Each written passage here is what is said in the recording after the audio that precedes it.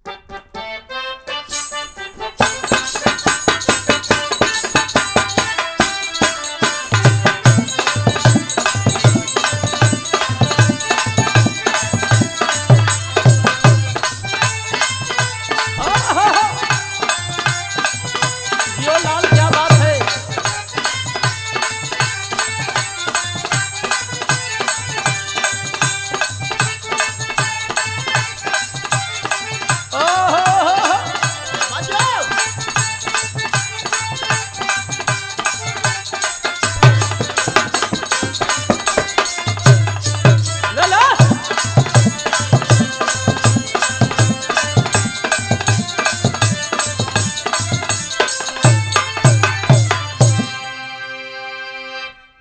तो बाबूजी, यह जो बीरस की बिरहा हम प्रस्तुत करने जा रहे हैं, आप बिना म्यूजिक के सौजन्य से बड़े भैया दयाराम मौर्य के देख रेख में अहिरानी के बेहद मांग पर बीड़ लोरी मजरी के शादी 4 लाइन भूमिका मास्टर तरिंदा भैया।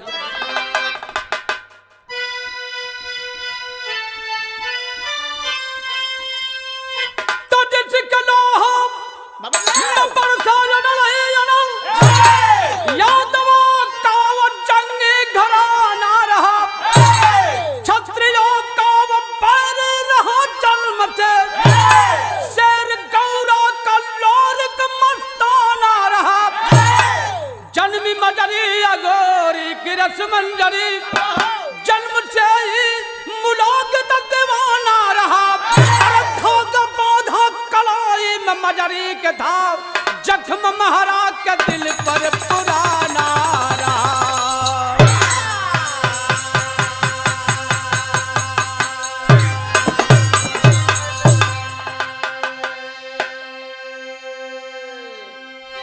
बाबूजी, बीरस का जोन बिरहा बा, कहानी को आप समझ लें।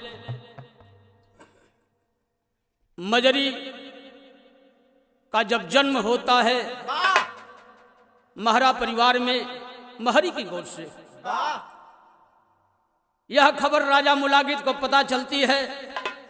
राजा मुलागित घोड़े पर सवार होकर के महरा के दरवाजे पर पहुंचा। जौना सौरी घर में वो लड़की का जन्म भइल हल, पहुंचते कलाई में कच्चा धागा बांधते हुए ऐलान कर देता है।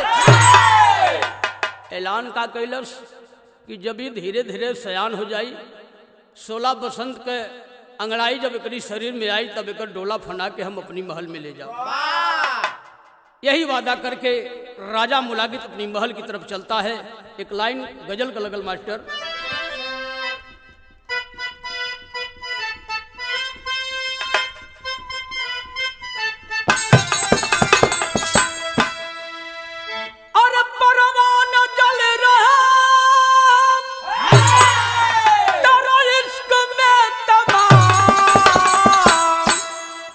जानम जरा इस आग में, अरे जानम जरा इस आग में खुद को जला कर दे, जानम जरा इस आग में,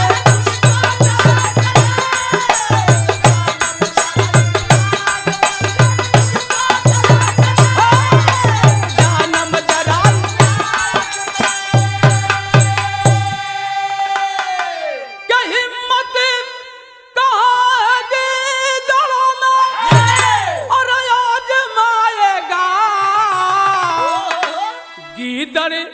जरा इस शेर से, गीदड़ जरा इस शेर से पंजा में ना गला, गीदड़ जरा इस शेर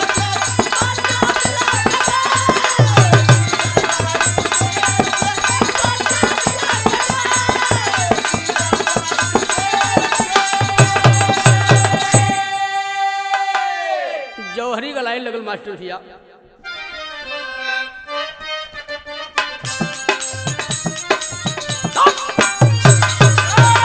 16 सावन की कजरी मजली जब लगी मचलने, यौवन की अंगड़ाई ले जब लगी देखा दे सपने, मजरी का मामा सूचल कोठरत से खबर जो पाया, अपने जीजा महाराज का या कर संतोष धराया। खोजते हुए बरसिउचन कोठरस में गया है आई, सहदेव का बिटिया चनवा लोरी का पता बताई। कितने हिजड़े दिल ऐसे पेशाब कर दिए डर से, कितने हिजड़े दिल ऐसे पेशाब कर दिए डर से, रोकेगा डोला जिसके लोहा बेजगिया बरस। ए बाबू, इस खबर को सुनने के बाद मजरी का मामा सुबच्चन बहन अपने भाई को खबर देती है कि भैया आज तेरी बहन इस मुसीबत में पड़ी है, तेरी भांजी शादी के योग हो गई है। यहाँ का राजा उसकी कलाई में कच्चा धागा बांध के ऐलान करके गया है कि जब यह सयान हो जाएगी तो इसका डोला सबसे पहले मेरी महल के अंदर आएगा। मामा इतनी खबर इतनी बात अपनी बहन के जब सुनलन हो भैया, नंगे पांव दौड़ते हुए आते हैं, बहन को सांत्वना देते हैं कि बहन बहिनी घबरेले की बात नहीं बड़ी, अरे पगली दुनिया इतनी बड़ी बात, एक एक से माई अपने लाल के पैदा केले हैं, ये राजा मुलागित क्या चीज है। धरती के चार कोना छान एलन, कहीं बर मिले तो घर ना घर मिले तो बड़ा निराश हो गए बेचारे, निराश हो गए कलन बहन। लगत बा कि भांजी के मांग में कोई सिंदूर डाले वाला अहिरानी में नहीं लगत बा। खोजते खोजते बाबूजी मामा सुबच्चन कोठरस की तरफ बढ़ते हैं। सहदेव का बिटिया चनवा मामा सुबच्चन की स्थिति देखला के बाद इशारा करके बोलोले बा, ए मनैया, अरे काहे परेशान में तनी सुना, का दिक्कत बा, का परेशानी बा। कलन परेशानी तो यह बा, जब तू बुलाए के पूछत हो तू बता देत बड़ी। परेशानी हमारी यह बा कि हमार भांजी मजरी बा, वही के शादी खातिर के बर हम ढूंढत। इतनी बतिया सुनते चनवा कहले कि इतनी परेशान भइले के जरूरत का बा। अरे पगलाइल बड़ा, हमरे भैया महादेव से अपने भांजी मजरी के शादी कह दा। जौना समय सुबच्चन मामा ही बतिया सुनलन तो कहलन कि तोहार भैया महादेव का राजा मुलागित का लोहा ले ली है। इतना बतिया सुनते ये बाबू मजरी तो ये चनवा तो एकदम चिचुक गई, डर जाती है। राजा मुलागित से लोहा ले तब तोहरी भांजी से शादी करी, तो जब ऐसन बात बा तो एक काम करा, थोड़ा और आगे बढ़ जाओ, सामने गौरा गांव दिखाई देत बा, वही गांव में दादा बुड़कूबे का लड़का लोरी कई गैया लेके चरावत हुई, वह तोहरे भांजी जोगे बा। मामा सुबच्चन इतनी बात सुनते बड़ा खुश भइलन, पहुंचलन पूछत दादा बुड़कूबे के घर। अब घरे जब पहुंचलन तो दादा बुड़कूबे गड़गड़ा चढ़ाए के पियत रहलन। जरमी पे लगी भइल, दादा बुड़के पूछलन भैया कि कैसे आवागमन भइल बा आपका, बतौलन सारी बात। कहलन भैया आप शादी करे खातिर आइल बड़ा, तो एक काम करा, बैठा सेवा सत्कार तोहार हो, पानी वानी पिया। कहलन ना ना, जब तक शादी की बात ना हुई तब तक हम पानी पिए वो। ए बाबू, दादा बुड़कू पे गंगिया नाई के बुला के भेजलन कि देख रहे गंगिया कहीं गैया लेके चरावत हियो लोरी, बुला लिया कि घरवा तिलकहरू आइल है, जब तक तू चलबा ना भैया तब तक वो पानी पिए से इनकार करत हूँ। तो गीत का लाइन लगा दो भैया,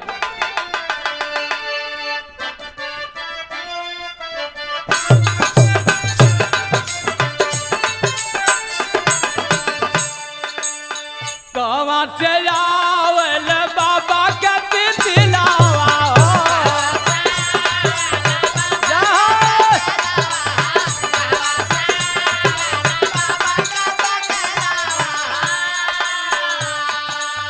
कहाँ से आवल बाबा के तिलावा, कहाँ से आवल लाल मैना आए रे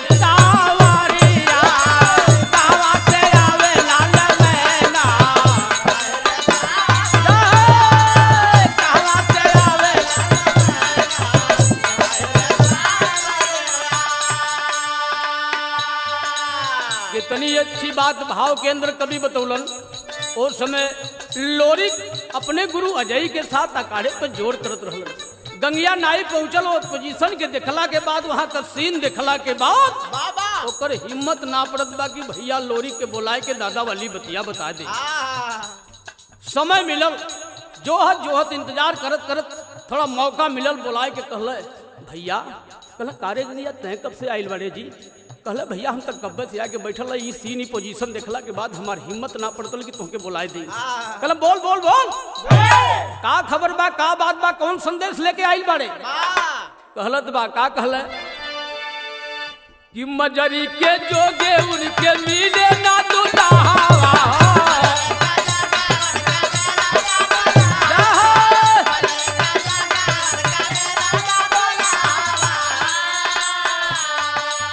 मजरी के जोगे उनके मिले ना दुल्हा हो, पानी ना पिए तिला कहरू लोरी का चला घरा, पानी ना पिए तिला कहरू लोरी का चला घरा।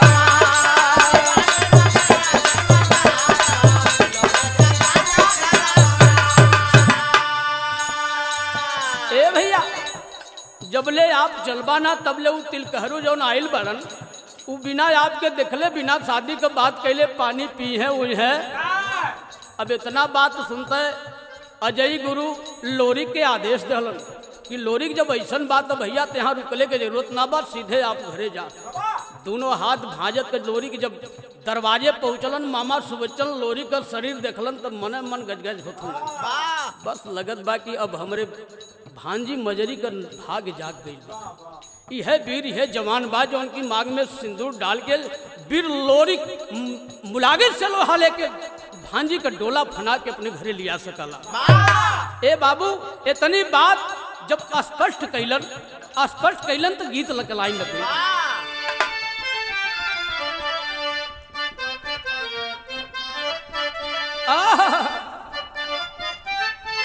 वह गीत लाइन जो गीत से आप परिचित बड़ा अतौला खां के आवाज में कि बेदर्दी के प्यार का सहारा न मिला, सहारा न मिला, ऐसा बिछुड़ा के फिर से दोबारा ना मिला। बेदर्दी के प्यार का सहारा न मिला,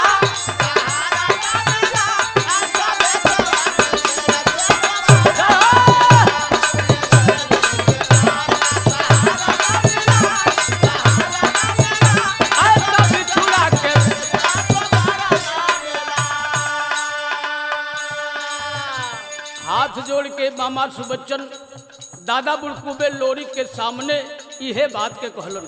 का कहलन? गुलशने यही रानी, गुलशने यही रानी, गुल हजारा ना खिला, गुल हजारा ना खिला, कहे मजरी के भाग का सितारा ना मिला। गुलशने यही रानी, गुल हजारा ना खिला, गुल हजारा ना खिला, कहे मजरी के भाग का सितारा ना मिला। गुलशने यही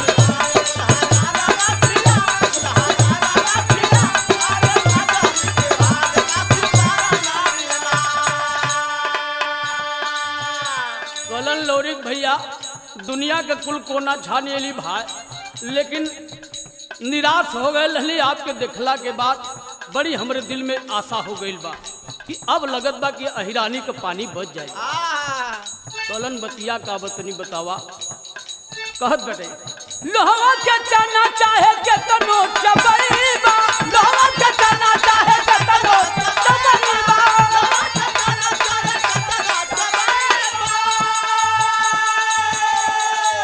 अमर मुलगिता से पार नहीं पाईबा, अमर मुलगिता से पार नहीं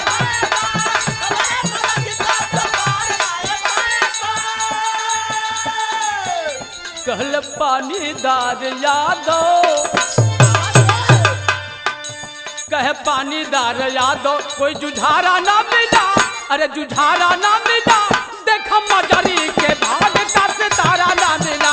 कहे पानीदार यादो, कोई जुझारा ना मिला, अब जुझारा ना मिला, कहे मजरी के भाग का सितारा ना मिला। के पानीदार यादो, कोई जुझारा ना मिला,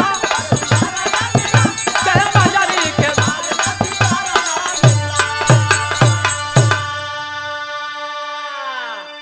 वीर लोरी कहलन कि बस इतने बात बा। कहलन भैया इतने बतिया सुनने के बाद तो अच्छे अच्छे जवान अच्छे अच्छे पहलवान जब वीर मुलागित का नाव राजा मुलागित का नाव सुनत हूँ तो भगैया में पेशाब कर देता हूँ। जब मर्दवा नहीं था इतने बात के लिए कि तू परेशान हुआ? अरे उसार हाव का तो गीत लगल। कलन दादा इनकर बात लगन था मिला, दिन डेट बताए के न भेज दा जाए शादी की तैयारी करे। तब बिरहा के अंदर भाव लगल।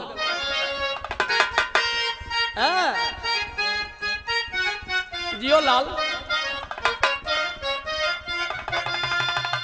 और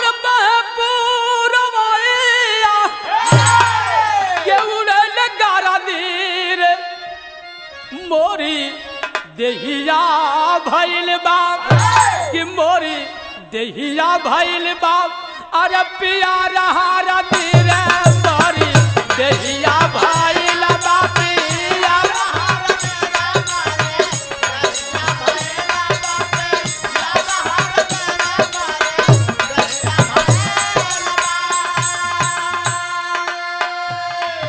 लेकिन रखिया उठो न जाने, अरे मचल गारा दी हो घूमे लागल जा हिरानी में, क्या घूमे लागल जा हिरानी में। लोरी कहारा दी रे घूमे लागल जा हिरानी।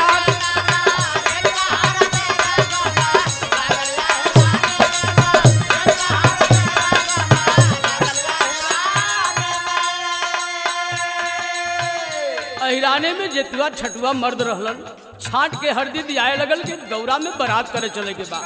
अब सारी बात बता दे गई। गौरा से बरतिया अगोरी गईलिया, गौरा से बरतिया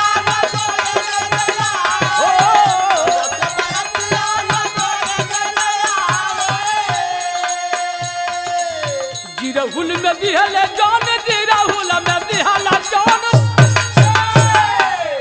जिरहुल में दिहल जान डेरावा गिराई हो। जिरहुल में दिहल जान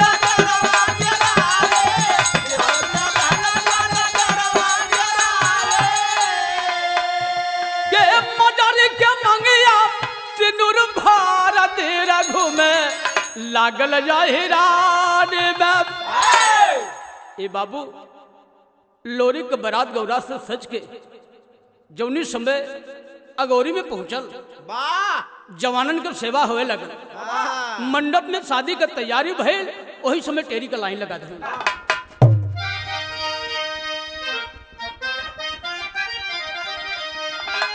अरे मजरी गया कर डोलवा, मजरी गया कर डोलवा। मम्मिया ससुर सार साधु के खुद खबरी ले, खुद खबरी ले, खुद खबरी।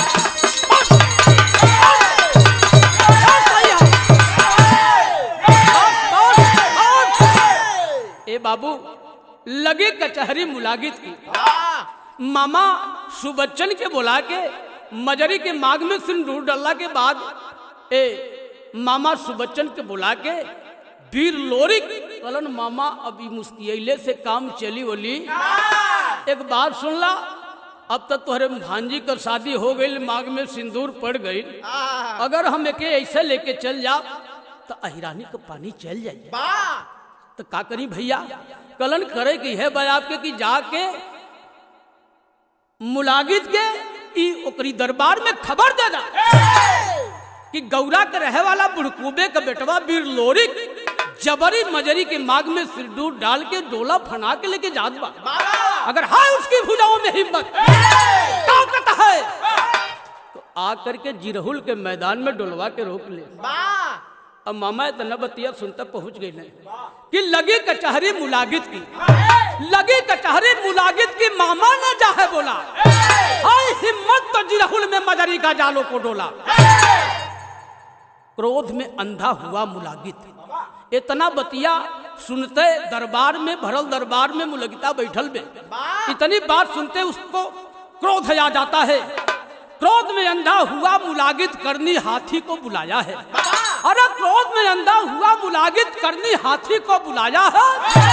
डोली से देखी दुल्हन तो उसका दिल घबराया है। बुला करके करनी हाथी को जो राजा मुलागित के दरबार में अमर होकर के पैदा हुई थी, बुलाता है, सारी बात बताता है। बताने के बाद जिरहुल मैदान की तरफ भेज देता है। झूमत का जब करनी हाथी जिरहुल मैदान की तरफ चलल हो भैया, वही समय मजरी डोलिया का वो हरवा हटा के झांकत बाकी आखिर में इतना देर हो गई कौनो लौकले नहीं। और जब करनी हाथी के देखल से बाबू तो ओकरी अखिया से आंसू छलक गई कि यह तो इस दरबार में अमर होकर के पैदा हुई है, यह मेरे पति को मार डालेगी। हमारी मंगिया के सिंदूरवा धोआ जाए। अब मंगिया के सिंदूरवा धोआ जाए तो हम कवन मुंह लेके ससुराल में जाबे। नैहरवा से विदैया होत के वही के पड़ोसी चाची ओकरे खुटवा में जहर गठियुले रही कि बेटी अगर इस मुसीबत से पार हो जाना तो चली जाना अपने ससुराल, अगर नहीं जाने की स्थिति होगी तेरा पति मारा जाएगा जिरहुल मैदान में। तो यह जहर खोट से छोड़ना और खाकर अपनी जिंदगी को त्याग देना। कम से कम अहिरानी का पानी तो बच जाई रे पगली। अखिया कसुआ छलकता लोरिक वीर जब देखलन कि दुल्हन के आंख में आंसू, पूछलन रे पगली करे ऐसन वीर पति पा के, ऐसा बली पति पा के, पहलवान पति पा करके तेरे आंख में आंसू, बात क्या है? सारी कहानी को बताती है मजरी की सैया। वो जो न हाथी झूमत का आवत बा वो अमर होके पैदा भइल बा। पति देव यही मैदान में तो के वो मार दे, हमारे मांग का सिंदूर धोआ जाए। लोरी कलन तभी खुटवा में तक गठियौले है। कल स्वामी एक खुटवा के बाद पूछत हुआ जब तुम क्यों मार दे तो ये जहर बाई है, जहरवा खाए के हम अपनी जिंदगी के त्याग देव, लेकिन अहिरानी का पानी नहीं जाए देव। अरे बाप रे बाप, इतना बतिया सुनते हो भैया। बीर लोरी के शरीरिया में आग उदगर गई, जुनून पैदा भैल। गीत का लाइन लगा दा।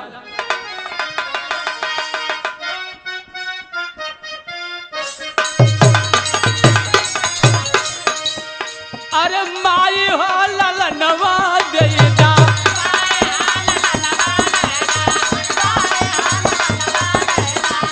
बहनी हो बिरनवा देदा,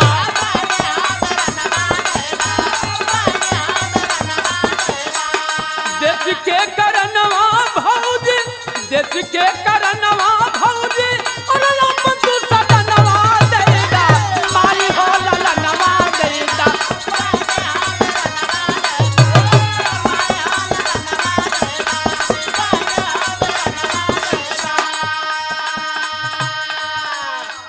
बधले बा कफनवा लोरी,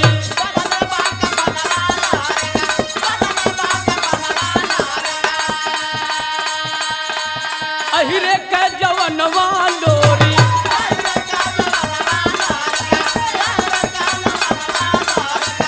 छत्री के गुमनवा तोरी, छत्री के गुमनवा तोरी, और अहिरे के जवनवा लोरी, बधले बा कफनवा लोरी।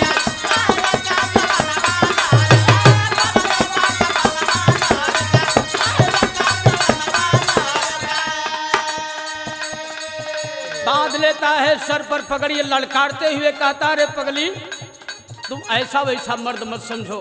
सुन ले कान खोल करके। और वही ताल दे के जिरहुल मैदान में जब पकड़ल माई दुर्गा के, कहलन की चौरी पे माई दुर्गा पूजवा जे खइलू, चौरी पे माई दुर्गा पूजवा जे खइलू।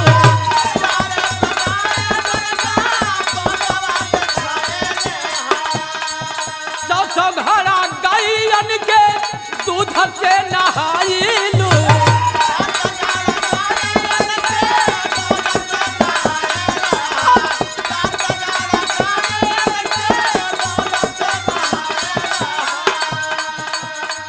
अरे माई पूजमान घर का देवी हो तू। आज तुहार बेटवा हे लड़ाई के मैदान में, जिरहुल के मैदान में मुसीबत में खड़ा हरे पगली। इतना बतिया सुनते माई दुर्गा दाहिने भुजा पर सवार भइल और ललकरलिन कहलिन कि बहिया बहिया पूजैबे बेटा, बहिया पूजैबे बेटा,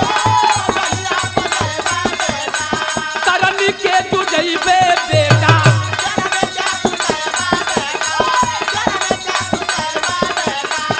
कागज फाड़ा भई दे दोगे, कागज फाड़ा भई दे दोगे, और ब्रह्म का सबनवा लोरी, करजल मा जवनवा लोरी के, जनता के सबनवा लोरी।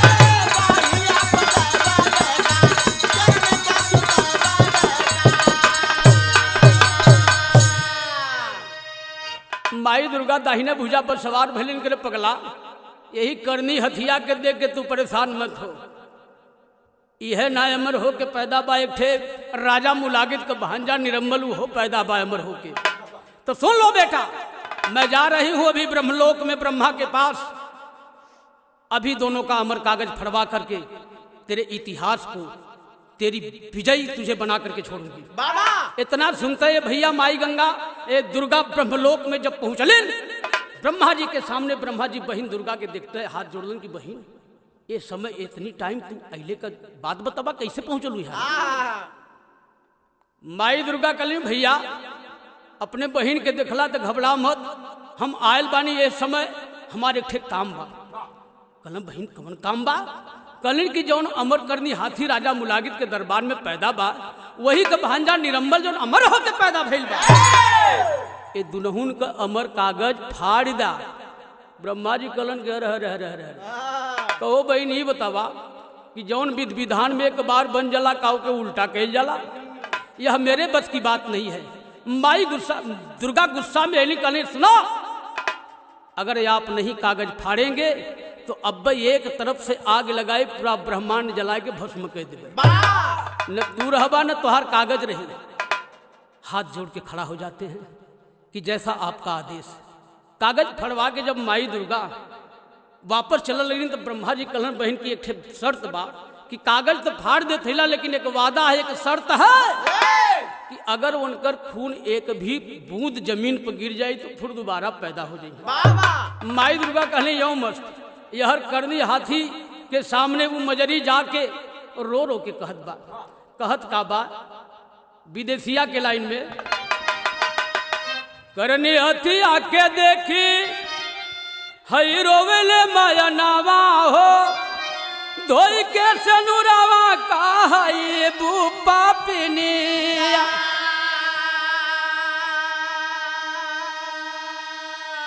अब लजिया के मारे करनी लौटी दर बरावा हो, देखत मुलागी ताक फुकल सियागिनी।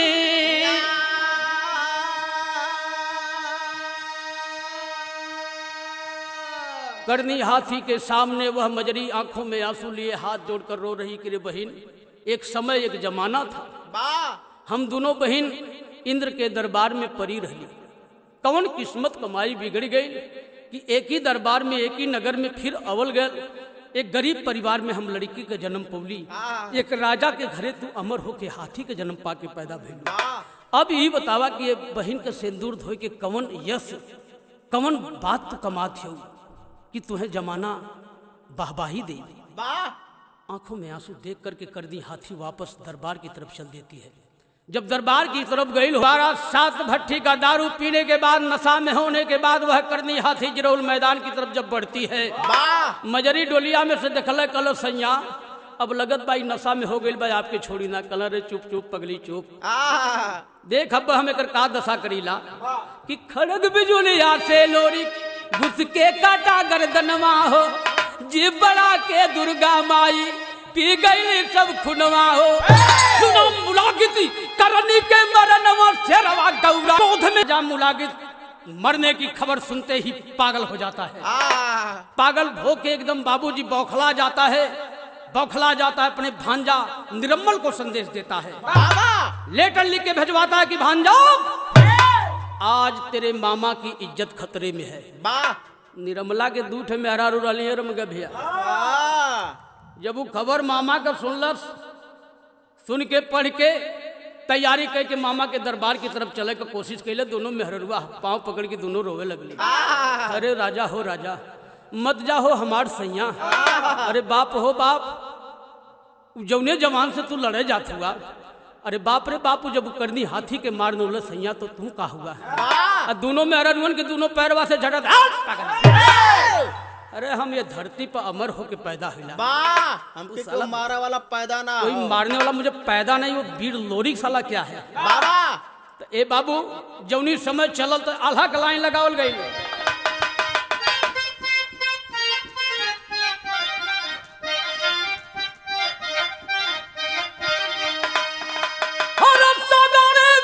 सिवानिया में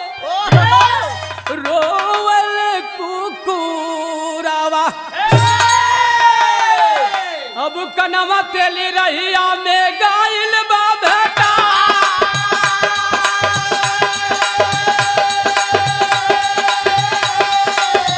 हे भैया कनवा तेली रहिया में गाइल बा भेटा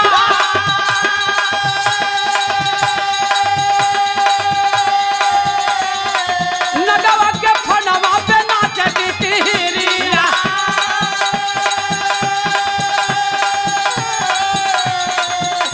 निरम्मल के समाधिया में पाया अरे पहुंचाता ते गावा चलाया लोरी पे हे भैया पहुंचाता ते गावा चलाया लोरी पे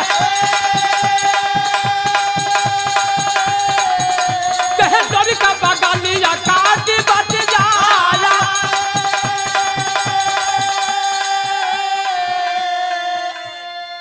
मना करने के बाद नहीं माना पहुंचते ही मामा का आदेश पाते ही जरूर मैदान में पहुंचता है और म्यान से तलवार खींच के लोरी के ऊपर चलाना चाहता है लोरी बगली खींच के खड़ा हो गई और जब खड़ा भइलन तक कभी लिखलन का लिखलन कि खट खट ते गवा बजे बबुआ लागल बिन बदरा भी दूरी चमचा माला और कतनो ही जलवाता यही सना रहल है जे कर हाल कहल नहीं जा मेहर के अचरई में तरौलू कैला भैन के दे बातू जनमई मारा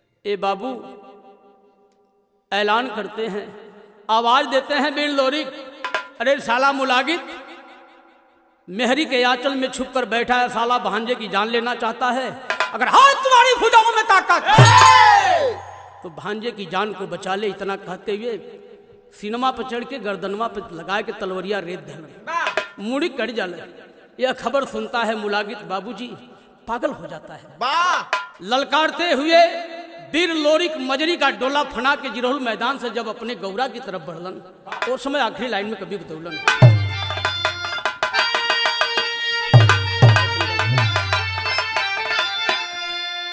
अरे बधा के कंगना के बधा के कंगना ये राम बधा के कंगना मजरी आइल बे ससुरवा बधा के कंगना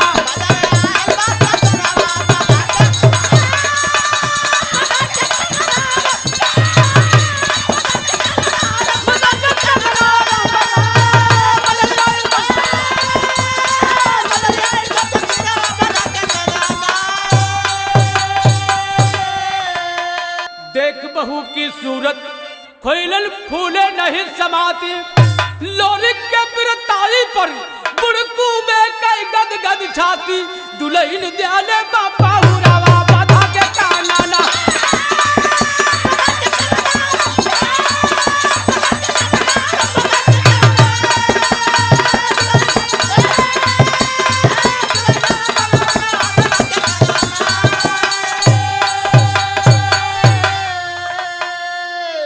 बिहारी पत्तू जी चल गईलन स्वर्ग सिद्धार्थ स्वर्ग लोक के बासी सरजू छूटल एटहर पार मजरी कया के रोक डोलवा अरे मजरी कया के रोक डोलवा मंगल कवि दाती मामा यार के कगारी